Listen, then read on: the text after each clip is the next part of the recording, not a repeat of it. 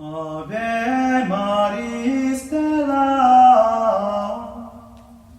Dei Mater. Hello and welcome back to Vatican II in a Year. I'm your host, Father Matthew Schneider. I'm a priest of the Legionaries of Christ, and I'm a theology professor. This is a podcast of the StarQuest Production Network at sqpn.com. Today we're on day 11, and we're going over Sacrosanctum Concilium 17 through 20, which are on promoting and studying the liturgy, right? So Sacrosanctum Concilium is on the liturgy. We are in chapter 1, General Principles for the Restoration and Promotion of the Sacred Liturgy, and we're in part 2 of that chapter, the promotion of liturgical instruction and active participation. Oh, just before I forget, if you want to follow along, we have a reading plan and more details at sqpn.com/Vatican or frmatthewlc.com/Vatican. So yesterday we covered active participation, and then obviously given the kind of part we're at, that is liturgical instruction and active participation, today we're talking about the liturgical instruction. This goes from the priest and then on to the lay people. So it starts with formation, seminaries, and for priests and things like that. And then it talks about lay people. There is the last paragraph, paragraph 20, which is actually on the broadcasting of masses. So, which is a little different back then because they didn't have the internet. It was all just radio and TV, but the same principles apply. So we're going to read and then comment on each paragraph today. So paragraph 17, let's read the text. In seminaries and houses of formation, clerics shall be given a liturgical formation in their spiritual life. For this, they will need proper direction so they may be able to understand the sacred rites and take part in them wholeheartedly. And they will also need personally to celebrate the sacred mysteries as well as popular devotions which are imbued with the spirit of the liturgy. In addition, they must learn how to observe the liturgical laws so that the life in seminaries and houses of religious may be thoroughly influenced by the spirit of the liturgy, right? So we want priests, we want sisters and brothers, consecrated religious to know the liturgy, I think. Obviously, and it needs to be part of that formation because, we don't enter religious life knowing as much about the liturgy as we should. I mean, I know when I entered at 19 into the Legion, I didn't know all the details of the liturgy that I think I should know as a priest. And we had a number of different classes in the seminary. We had chant and singing class. That was the one I was exempt for after a year or two because they realized I am just tone deaf. Then we had practical classes on the exact details, the exact rubrics and things like that. It was often mentioned our spiritual talks are connected to a spiritual life. And then we had a theology class on the history of liturgy and the theology of liturgy when I studied theology. And it's interesting that they want priests and religious to be prepared to celebrate the sacred mysteries, but also the popular devotions, not just the sacred mysteries. The word mysteries here is just the same as sacraments in the Byzantine tradition.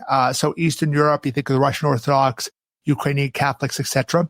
They'll use the word mystery more than sacrament, whereas in the East, the tradition from the Roman Catholic Church and that Roman emphasis, that Roman rite, that tends to be much more using the word sacrament, but they mean the same thing here. We're using them as synonyms.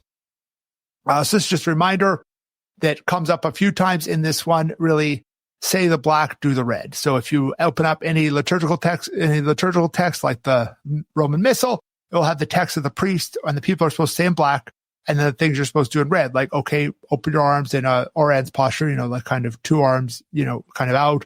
Put your hands over the gifts for the epiclesis, things like that, right?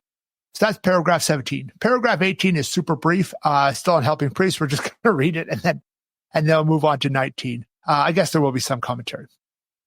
Priests, both secular and religious, who are already working the Lord's vineyard are to be helped by every suitable means to understand ever more fully what it is that they are doing when they perform the sacred rites.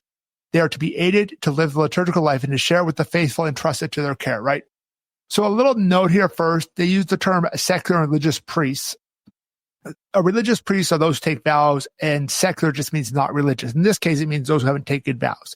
Diocesan priests make a promise of chastity and of poverty, and promise obedience, but they don't take vows like we as religious. So the term secular priest is technically correct, although in the U.S., and Canada, 99% of the time, I hear it used diocesan priests, like the priest of the Diocese of San Jose, where I am the priest of the Diocese of Calgary, where I grew up, things like that, right? That's just that term, secular priest, in case you're wondering. And there's a need for constant formation, right? Because we can get stale in something if we just do it every day and we aren't constantly renewing ourselves for it, right? And there's that need to really imbue our prayer, reflect on it, our mental prayer, reflect on the liturgy, and that mental prayer that's helpful. And there is that need for external formation, not just my own prayer life, but, formation in the broader sense. I know for my own community, we tend to have a study week once a year. Most years it's between Christmas and New Year's because we tend to do a lot of things like schools and such, and that's kind of dead week. And in that study week, not every year, but every few years, the topic will be liturgical formation, right? So that's the same thing.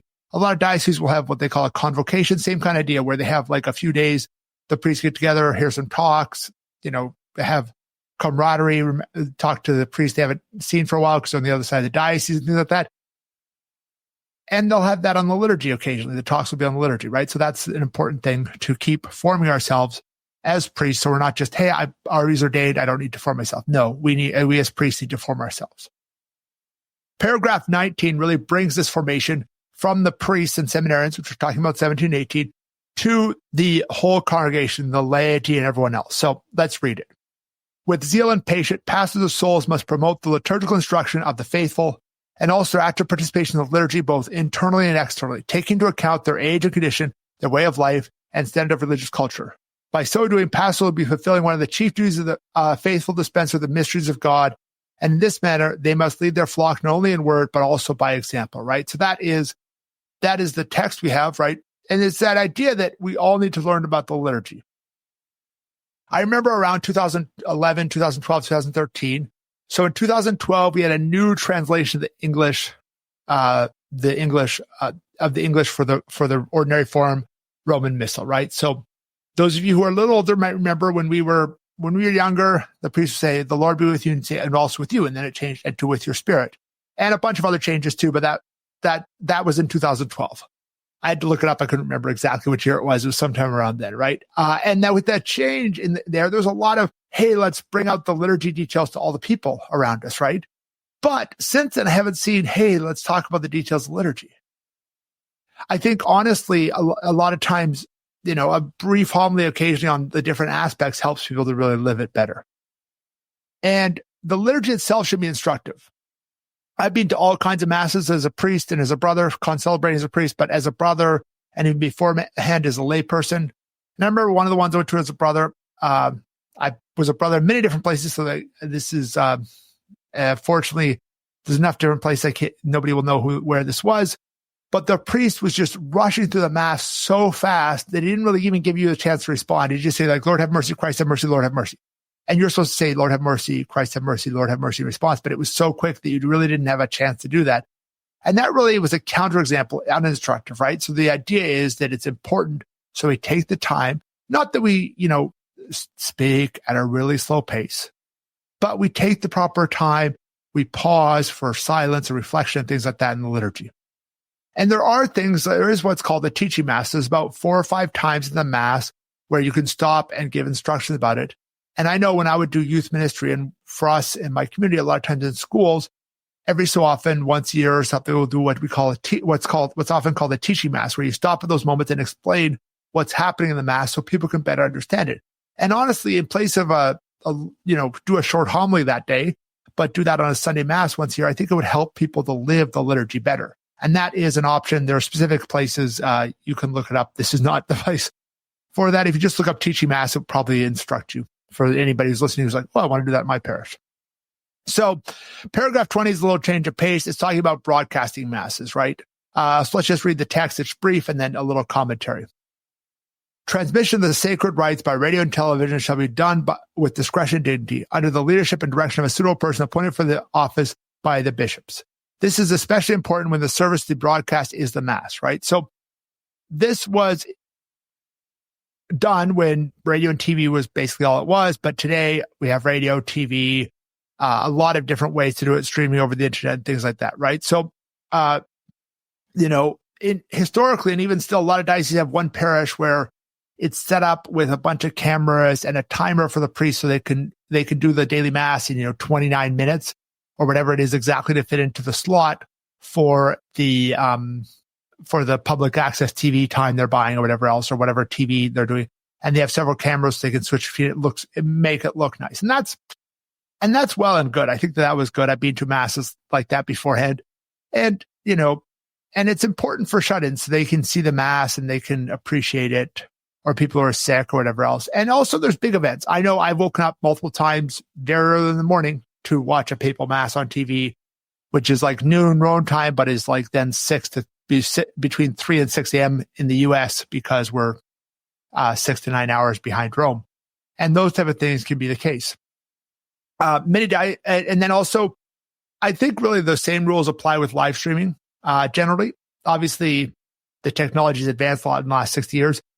And I think really now it's much more localized because you can live stream most, I don't know exactly how many, but I'd say probably half the parish in the US have a live stream mass at least once a week. And so that's important.